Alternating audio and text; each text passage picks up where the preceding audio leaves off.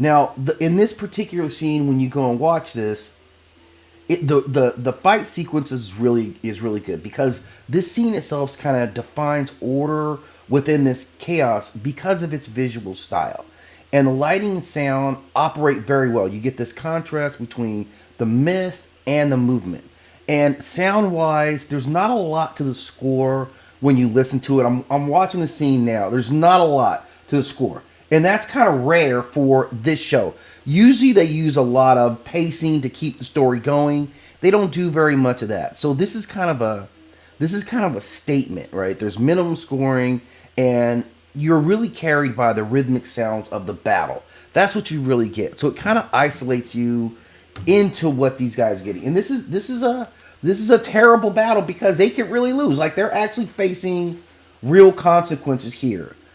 And finally, you see when he does what he has to do, he kind of neutralizes the Wraith, not because he chooses to, not because, again, it's kind of that kind of scenario where he chooses to still give what mercy he can for this Wraith. And this is a real moment where you can see him connecting with these creatures, because this is where Geralt really lives. He's in between, humanity and these actual creatures. So when he looks in this moment, when these two creatures are eye to eye, this is a real moment. This is a real, like, shattering when he destroys this creature, because he has to look her. He at least gives her the courtesy of looking her in the eyes. Now, this scene runs about 3 minutes long. I think it goes from roughly it's roughly a 3-minute scene. About 3:41 it starts, and then it's over, right? So 3 minutes of real action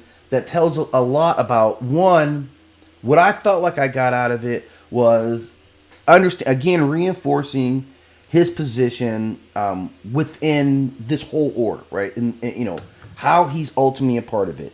And there's a symbolic statement, like his stillness versus the Wrath's frenzy is really what it's all about. Now, there's some foreshadowing that about chaos linking the sword and the spell and these primary disciples. So what I really get out of this thing is that we establish who Geralt is, and that is he's equilibrium as this Witcher. He's